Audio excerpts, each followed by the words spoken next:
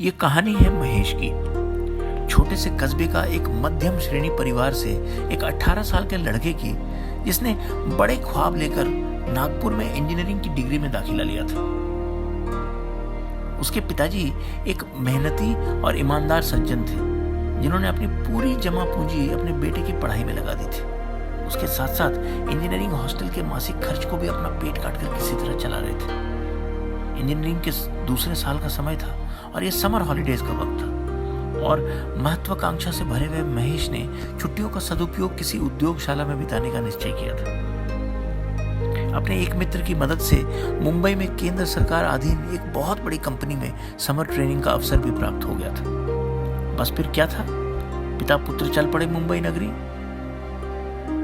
Local train के unreserved compartment की क्षमता ही सही, पर अपने जज्बे के सहारे 24 घंटे की लंबी यात्रा करके सुबह सुबह मुंबई पहुंच गए। सबसे पहले कंपनी जाकर अपना नामांकन करवाया और उनसे कंफर्मेशन और ज्वाइनिंग लेटर लेकर नाश्ते में सड़क किनारे एक बड़े पाव की दुकान में आत्मसंतोष का अनुभव करते हुए खाने लगे। साथ ही साथ पिता पुत्र अगले कदम का विचार भी करने लगे कि अगले 2 महीने तक रहने की व्यवस्था कहाँ की जाए। मुंबई शहर अवसरों का शहर तो है, लेकिन मुफ्त कुछ नहीं मिलता। कंपनी ने आते ही आज हॉस्टल देने से मना भी कर दिया था, क्योंकि वो सुविधा केवल स्थायी कर्मियों के लिए थी। 2 महीने के लिए मुंबई में जगह ढूंढना अब मुश्किल लगने लगा था। निशुल्क हॉस्टल की उम्मीद से आए महेश को अपना सपना टूटता हुआ नजर आ रहा था। मुंबई का मासिक खर्च उनकी क्षमता से काफी ज्यादा लग रहा था। आर्थिक स्थिति बहुत अच्छी नहीं होने के बावजूद महेश अपने पिता शंकर लाल के साथ अपने कस्बे में एक सरकारी क्वार्टर में रहता था, जहां कम से कम पानी, बिजली, पढ़ाई के लिए कमरा और अच्छे वातावरण की कोई कमी नहीं थी। एक साधारण सी व्यवस्था भी मुंबई में उनको काफी महंगा लग रहा था। कर्तव्यपरायण शंकर लाल अपने बेटे के ऊपर पैसा खर्च करने के लिए तत्पर तो थे, लेकिन महेश बहुत ही संवेदनशील नौजवान था। उसने ठान लिया था कि अपने पिता को और आर्थिक बोझ नहीं देगा। बुझे हुए मन से उसने अपने पिता को वापस जाने के लिए तैयार कर लिया था। पिता के बहुत समझाने के बावजूद महेश ने सेल्फ स्टडी करने का प्रस्ताव रखा अपने पिताजी के सामने, और अंततः शंकर लाल शाम के 5 बजे की ट्रेन से वापस जाने की तैयारी करने लगे। अभी उन दोनों के पास 3-4 घंटे का समय शेष था, और तब तक उन्होंने पास में ही एक मॉल में कुछ समय बिताने का फैसला किया। पूरे मॉल में एक भी चीज खरीद पाना तो दूर, मॉल के अंदर के स्टोर्स में घुसने की हिम्मत भी नहीं कर पा रहे थे दोनों। घर से लाए हुए अचार और पराठे खाने के लिए उन्होंने एक कोना ढूंढा, तो अचानक वहां के सिक्योरिटी गार्ड ने बड़े ही बेरुखी से उन दोनों को दफा होने के लिए कहा। क्षमा याचना करके मॉल में रहने की अनुमति किसी तरह मिली उन्हें। कुछ देर बाद भूख से बेहाल बैग से महेश ने पेप्सी की एक पुरानी बोतल, जिसमें रेलवे स्टेशन से उसने पानी भरा था, निकाला, और जैसे ही उसने पानी पीने के लिए मुंह खोला, एक और मजबूत हाथ उसके दाएं कंधे पर किसी ने रख दिया। महेश हिम्मत दिखाते हुए उसकी तरफ बिना देखे ही एक रुआंसे स्वर से बोल उठा, क्या एक गरीब छात्र को यहाँ पर पानी भी पीना मना है? अपमान की एक और घूंट की आशंका करते हुए महेश ने अपनी आंखें बंद कर ली थी। पीछे से आवाज आई, भोला। महेश को घर वाले और उसके करीबी उसी नाम से जानते थे। हतप्रभ होकर उसने पीछे मुड़कर देखा तो सिक्योरिटी गार्ड के लिबास में एक आकर्षक शक्लो सूरत वाला युवक खड़ा था। माफीनामा की दूसरी किस्त के साथ शब्दों के साथ तैयार था फिर से महेश, लेकिन अपना घरेलू नाम सुनने की जिज्ञासा से भरपूर कुछ बोल ही नहीं पाया। अरे भोला, पहचाना मुझे? सिक्योरिटी गार्ड बोल उठा। महेश के कुछ बोलने से पहले ही फिर से बोला, अरे मैं तुम्हारे दोस्त बबलू का चचेरा भाई त्रिलोक हूं। तुम्हारे और बबलू की क्रिकेट की कहानियां बहुत सुनी है। तुम्हारा फोटो देखा था एक बार, इसलिए तुम्हें पहचान गया। ये कहते हुए उसने पास ही खड़े महेश के पिता शंकर लाल के पांव छू लिए। बबलू महेश यानी भोला के बचपन से ही बहुत अच्छा दोस्त था, और शंकर लाल के एक सहकर्मी का बेटा था। त्रिलोक महेश के कस्बे नंदीपुर से 1 घंटे की दूरी में आदिपुर में रहता था। अरे चाचा, आप दोनों बड़े थके हुए और परेशान नजर आ रहे हैं। महेश अब थोड़ा सहज होने लगा था और त्रिलोक भैया संबोधित करते हुए उसने एक ही सांस में अभी तक की पूरी आपी बीती सुना डाली। त्रिलोक भैया ने तपाक से बोला, अरे ये भी कोई बात है परेशान होने की? मैं फिर किस काम का? अरे मेरे साथ अगले 2 महीने तक रुक जाना। आत्मसम्मान और प्राकृतिक झिझक से शंकरलाल तुरंत बोल उठे, अरे नहीं नहीं बेटा, तुम क्यों मुश्किल उठाओगे? त्रिलोक ने अपनेपन का अपना चमत्कारी पैमाना पेश करते हुए दोनों को चमचमाते हुए एक म्यूजिक स्टोर के अंदर ले जाता है और वहीं से स्टोर के पिछले हिस्से में स्टाफ रूम में बिठाया। बोला, मैं इस म्यूजिक स्टोर में सिक्योरिटी गार्ड की नौकरी करता हूँ चाचा, और 10 किलोमीटर की दूरी पर रहता हूँ। चाचा आप निश्चिंत होकर घर लौटिए, मैं भोला को संभाल लूंगा। और इसी बीच घर से लाए हुए लंच बॉक्स से रोटी और दाल भी परोसी पिता पुत्र को, और परेशान पिता पुत्र के चिंता को कुछ क्षणों में ही उसने दूर कर दिया। महेश की आंखें भी अपने छोटे से सपने को साकार होते हुए देख चमक उठी थी। इस बीच तो इस तरह शंकरलाल 5 बजे की ट्रेन से अकेले ही लौट गए और शाम के 6 बजे महेश अपने त्रिलोक भैया के साथ उनके घर की ओर चल पड़ा। मुंबई के बेस्ट की एक बस लेकर वो एक भीड़ भाड़ वाले इलाके में उतरे। वहां से पैदल लगभग 2 किलोमीटर संकीर्ण गलियों से होते हुए महेश चुपचाप अपने अगले 2 महीनों के लिए आवास की तरफ बढ़ रहा था। गंदी नालियों के किनारे चलते हुए महेश का हृदय अब संकोच करने लगा था। इलाके में रोशनी की मात्रा भीड़ के साथ कम होती जा रही थी और महेश के मन में दुविधा तेज होती जा रही थी। इस तरह एक लंबी वॉक के बाद बेहद ही छोटे चाल में महेश ने त्रिलोक के साथ प्रवेश किया। 10/6 के साइज का एक बहुत ही छोटा कमरा त्रिलोक का पूरा आवास था।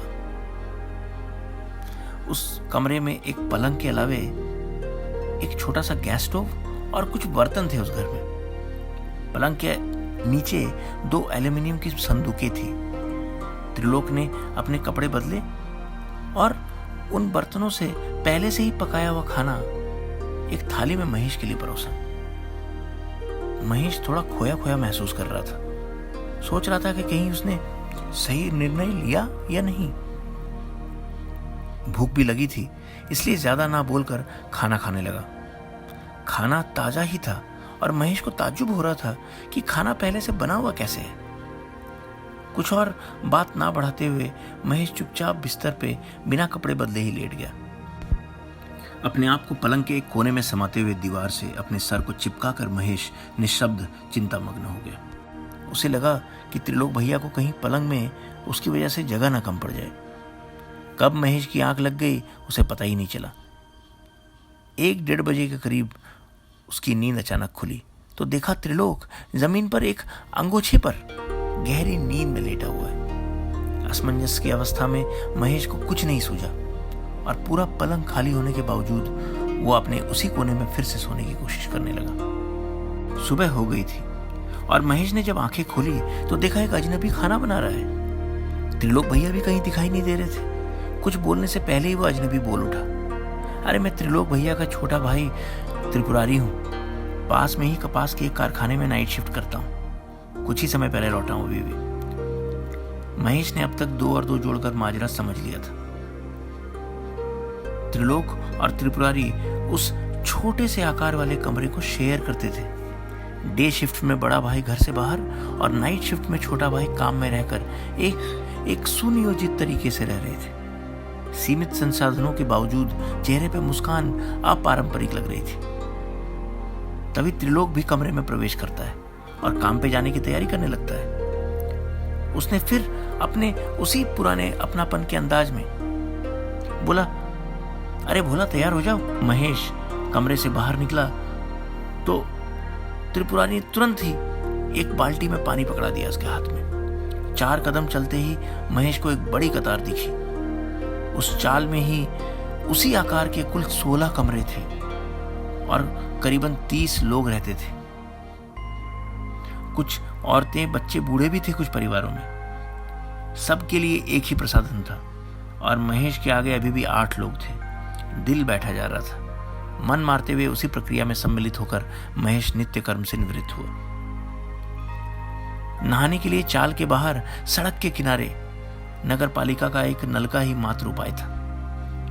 जीवन में पहली बार महेश को इस प्रकार का अनुभव हो रहा था। खैर, जैसे तैसे तैयार होकर त्रिलोक के साथ घर से नाश्ता करके महेश काम पे चला गया। त्रिलोक ने वापस आने के लिए सारे इंस्ट्रक्शंस महेश को दे दिया था। महेश को अब से अकेले ही आना जाना करना था।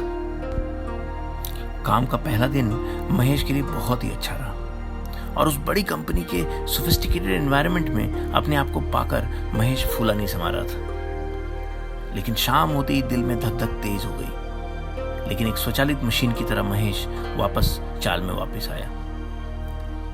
1-2 दिनों में ही महेश ने अपने कार्य क्षेत्र में कुछ अच्छे दोस्त बना लिए थे और ऑफिस के बाबू लोग भी महेश को पसंद करने लगे थे। महेश को कंपनी के बस में पिक एंड ड्रॉप भी करने लगे थे। ऑफिस की जीवन शैली और चाल के अनुभव में जमीन आसमान का फर्क था। दूसरे ही हफ्ते कंपनी ने महेश को हॉस्टल में जगह देने की इजाजत भी दे दी और महेश ने त्रिलोक को इसकी खबर तुरंत दे दी और हॉस्टल में ही रुक गया। लेकिन पहली रात त्रिलोक भैया से रात को सोने से पहले बातचीत और सुबह उस भागा दौड़ी के बीच त्रिपुरारी का बनाया हुआ नाश्ते की याद आने लगी। यद्यपि महेश का भविष्य कंपनी के जीवन शैली या उससे भी अधिक सुविधाओं वाला होना था, लेकिन त्रिलोक और त्रिपुरारी की असाधारण मेहमान नवाजी, गर्मा गर्म खाने के साथ उनके गांव से लाए हुए खोए की खुशबू को महेश मिस करने लगा था। चाल के उस तंग हाल आपाधापी में छिपे रोचक तत्व जीवन में शिक्षक की भांति अशोक को प्रेरित करने लगे थे। 2 दिन हॉस्टल में रहने के बाद महेश ने वापस उसी चाल की ओर रुख किया और अगले 2 महीने उसी ऊपरी नजर से कष्टदायक लेकिन भीतर ही भीतर ज्वलंत जीवन से लबालब चाल में एक असाधारण अनुभव से लाभान्वित होता रहा। जिंदगी लंबी नहीं, बड़ी होनी चाहिए। और महेश अपनी पसंदीदा फिल्म बावर्ची का dialogue "it's simple to be happy but so difficult to be simple" का जीता जागता उदाहरण से भरपूर प्रेरणा ले रहा था। 2 महीने बाद नागपुर अपने कॉलेज लौटते हुए महेश की आंखें नम थी और त्रिलोक भैया के पांव छूते हुए अपने आगे के सफर के लिए महेश ने आशीर्वाद लिया। आज महेश एक सफल इंजीनियर है और दुनिया के बेहतरीन देशों में काम कर चुका है। लेकिन त्रिलोक भैया की दरियादिली और लार्जर देन लाइफ वाले एटीट्यूड को पाने की कोशिश में लगा हुआ है। बाजार में बड़ी हस्तियों की आत्मकथाएं तो प्रेरणादायक हैं ही, लेकिन त्रिलोक जैसे गुरु गुमनाम गलियों में होने के बावजूद दुनिया को प्रभावित करने में सफल होते रहे हैं।